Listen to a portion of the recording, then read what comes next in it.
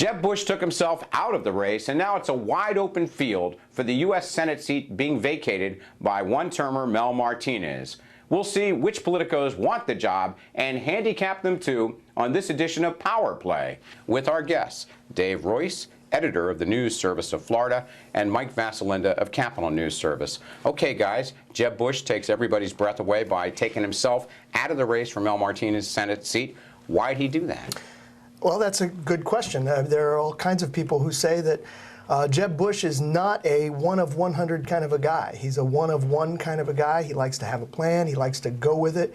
Likes for everything to work his way. And he likes to dictate exactly that. Exactly. And there were many people who, when he first started being mentioned, said, not the kind of guy who would want to be in the Senate. He's an executive. But does heading a think tank in Miami give you the same presence as being a U.S. Senator? I think there's a danger of Bush fatigue and losing and forever tarnishing the brand and making it unelectable for the future. So what's he waiting in the gates for then, Jeb Bush? Maybe he's waiting for George P.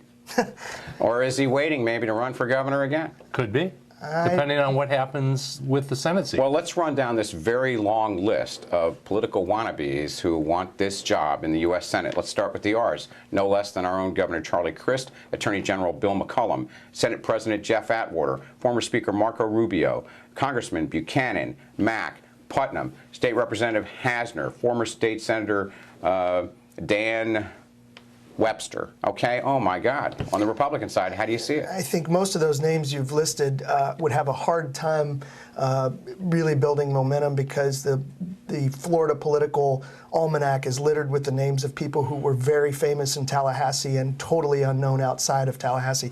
And that's the case with most of those Republicans. Now, McCollum's run for it twice. He could have a very strong shot at it, but he likes that Attorney General's job. He's getting a lot of press. He's lost twice, and that kind of is the book on him for the U.S. Senate. What about Charlie Crist? Let's talk about our governor. Very popular, 72% popularity. Would immediately be the front runner if he jumped in. But I don't think he jumps in. I think there's a possibility that if Martinez were to leave early, he would get appointed or appoint himself by himself. Appoint himself. Wouldn't that be controversial? Well, it would still be. He'd still be the U.S. Senator too, and people would still like him. Less controversy than Burris is getting out of Illinois, though, right? I like Marco Rubio out of that list, and the reason I like him is because he will have the Bush machine behind him now that Jeb's not in it. Not only that, but he's young, he's dynamic, he's telegenic, he's got a statewide network of support already from his days as Speaker. But the primary could be a slugfest, as it would be on the Democrat side, where the names include CFO Alex Sink, who might have to be the front runner, State Senators Arenberg, Gelber, Congressman Boyd, Kathy Castor, Ron Klein, and Kendrick Meek. Who's in front at all of those? It's got to be Alex Sink. Yeah, but I don't think she gets in. I think that Why? Because, well, maybe she will. I think she's very cautious. I think she's got the potential to be governor in 6 years, and she sees that, and it's a job she knows. So.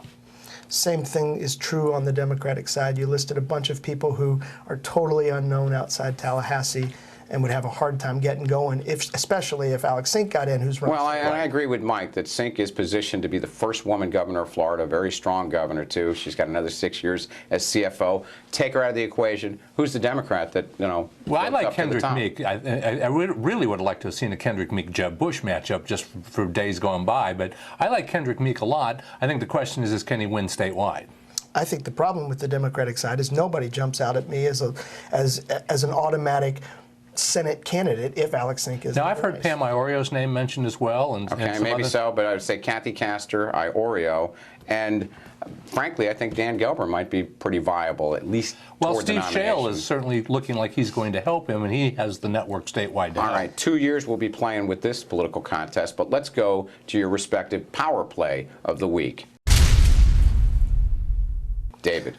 It's Marco Rubio starting a website. Looks like a campaign website in every way, except that it doesn't say what he's running for.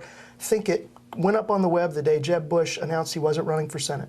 Mike? Ray Sansom talking for a half hour to his hometown television station about his problems, saying he didn't do anything wrong, but refusing to talk to every other media in town. Is that controversy going away?